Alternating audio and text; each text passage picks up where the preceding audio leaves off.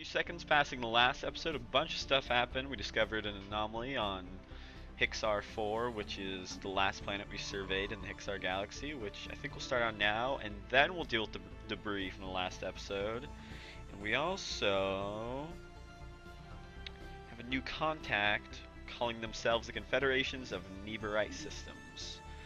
And my god, you are ugly. Holy crap. And they are yet another controlled by the wealthy elite, which is, I believe, an oligarchy. I speak for Executive Hingor and the wealthy elite of the Confederation of Neberite Systems. Your alien ways are objectable to us, but perhaps we can still engage in limited trade, assuming your inferior civilization produces anything of value. Well, I bet they're over here. Yep. Okay. This is kind of strange. We've yet to find anything east or north of us, but to the west we've found an abundance of, I was about to say enemy civilizations, but it's more of just neutral empires. Possible enemies, most likely enemies, but still, not yet anyway. So it looks like a bunch of stuff happened. The Royal Fleet's done repairing anyway. Construction of the mining station is complete. I guess we'll move over here to Procreon 4, and I think we're gonna send our fleet back out. I mean, they made short work of the space amoebas last time, so I'm not really that scared, but it looks like over here is the crystalline entities this time. Research complete. Research complete on geothermal fracking. That's nice. So you should probably go and upgrade some of our buildings in a second, but how about we take a look at all these? I think I'm going to go with the autocannon. Some pretty good damage. Yeah, sure, let's go for it. I don't know what the difference is between the mass drivers, but I guess we'll find out. Let's look at Earth. Yeah, we can definitely upgrade some stuff. We're going to upgrade that, and when we get a chance, we'll upgrade some of the other stuff as well. And the anomaly is finished. The structures on Hixar 4 are not as old as we first believed. It seems to be a playground or amusement park of some sort. Science Officer Patrice Renard notes that many of the contraptions are highly complex creations that we can learn much from, and that, to the builder's alien eyes, this might have been a cutting-edge sensor array or even a gigantic art installation. Regardless, to us humans, it looks mostly like a place where you would take your young and let them amuse themselves. Well, I feel like that's a pretty sick burn to whatever alien civilization came before, but how about we go and deal with that debris? Why don't we?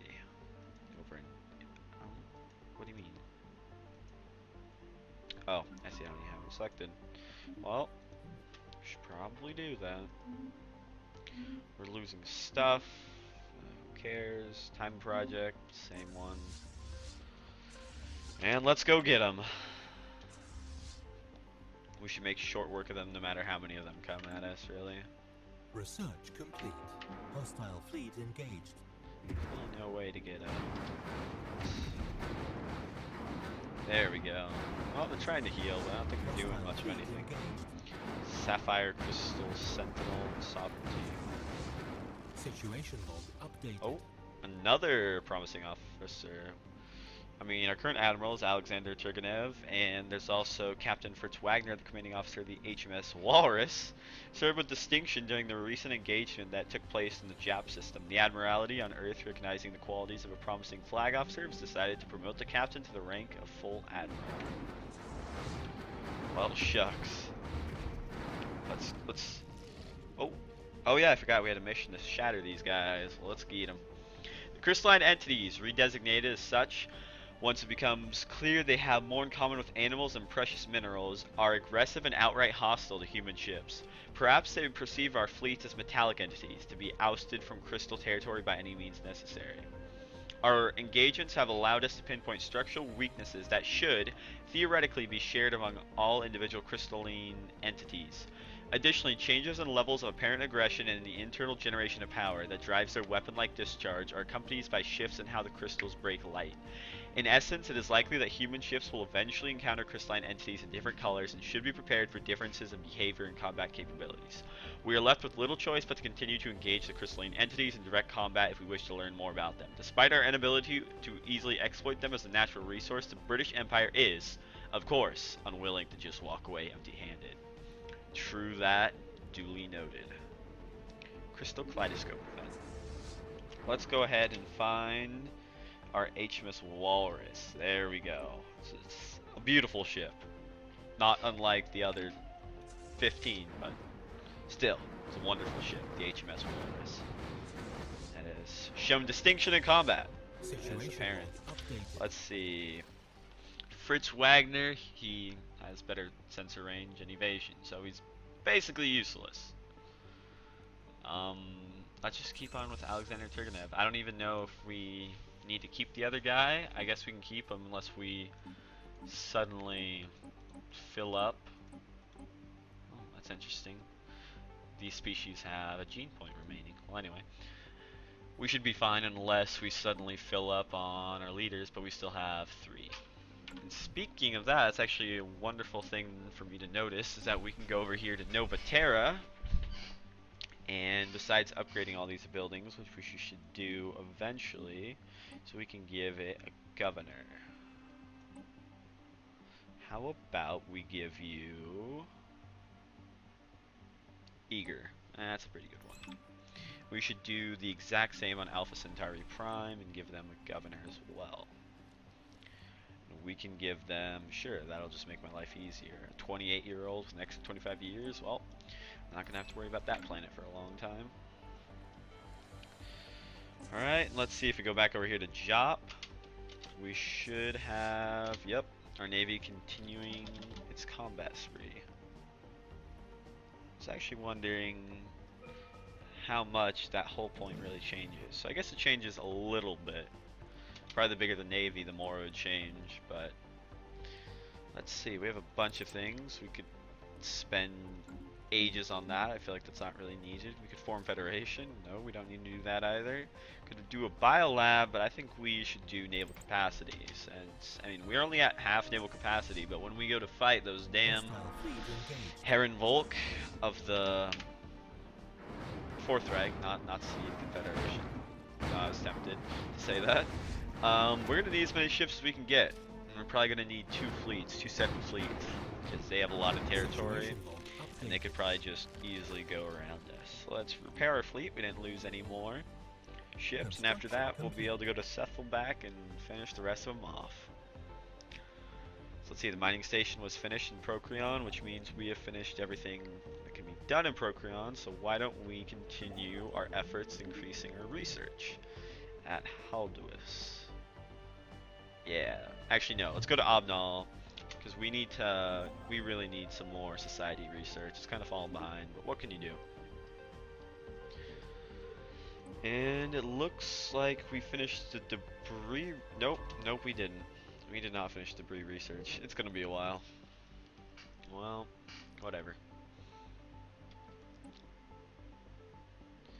Go back to Earth. How about we upgrade ourselves our mining network? I feel like we actually don't have that much minerals produced. Like 32 seems a lot lower than I thought we should have. Because by now I feel like, I mean, I guess, no, okay, I guess this is about alright in the game from my knowledge, but I feel like we should start stockpiling sometime here soon. Alright, so we got some stuff. I really don't know how useful it is because I don't think I've researched any of those technologies before. So that's whatever, but we should go ahead and research all the 3 debris out there because that's probably going to yield something useful. At least I hope so. Like, damn. Okay, repairs completed. Let's send them out to the last system with hostiles that we can see. And negative balance every time we leave. That's whatever. So I wonder if any of these guys are at war with each other. Doesn't look like it. The state of High Chasa is friendly with us, which is nice. But they're also superior to us.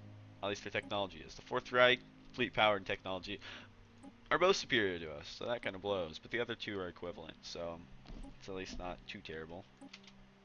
And the other 2 are xenophobes. You know what? They're all xenophobes of either fanatical disposition or just xenophobes. So the only one that are even kind of alright are I should say, the state of Hi Chasa. So why don't we invite you an alliance? Yeah, sounds good to me. We must we must stay strong together against whatever enemies may face us, particularly the xenophobists to Hostile my fleet north, engaged. Construction west, and complete. their north and west. Both. Oh. Oh. Join the Galactic Entente? Shit. I don't know how to say that. Oh, I can change it. Oh, shit. Um. God, I want to just be like the Allies. So if the Fourth Reich does anything, they could be the Axis. But I don't know. The Galactic Alliance. No. You know what? Man, if I just knew how to say that, that wouldn't actually be too bad. Uh, let's just leave it like that. I don't have any good names. Oh shit! It's combat. Research. Yeah, go kick their asses. I was totally paying attention. Oh, holy crap! They got little like Situation log space updated. amoebas flying. God, where they come from? They're like carriers. Ugh. Oh my word! We got another promising officer, Oscar Poole from the HMS Nishizawa. Jeez, man, and we lost a ship. Hopefully that wasn't the Walrus or the Nishizawa. Or the Mongol. Nope, they're all still there. All our commanders are. Oscar Poole, you were identical to Alexander Turgenev. But you're gonna get dismissed, and so is Fritz Wagner. Sorry, guys. Okay, now I can send you guys back to Seoul to repair, and then after that, I don't know what I'm gonna do with you guys. Oh. Let's see. This is our mission that we decided from taking just like a break apart Space Amoeba. Alright, there's a lot of reading. The Space Amoebas, the nickname eventually adapted as the official target designated by human forces, are much more complex than anticipated. Their hardy exteriors protect a great number of pockets housing smaller amoebas. Oh god, that is where they come from. Creatures that our fleets have observed effectively acting as strike craft when engaging mothership amoeba. While superficially similar beyond the obvious differences in size, the strike amoeba are much less physiologically complex than the space amoeba proper. Inside the space amoeba, beyond these pockets, lie hundreds of delicate organs, doubtlessly all internal to surviving the harsh vacuum of space. Many of these organs ruptured or were simply incinerated in the process of dispatching the amoeba, leaving us with a largely incomplete carcass. However, Xenobiologists assigned to the Space Amoeba Project believes that the process of acquiring specimen is sound, and have distributed specific targeting instructions among the military fleets involved. With 5 more amoebas killed by surgical strikes at specific parts of their anatomy, a complete carcass can be effectively reconstructed. Space Amoeba Slaughter. I like the sound of that.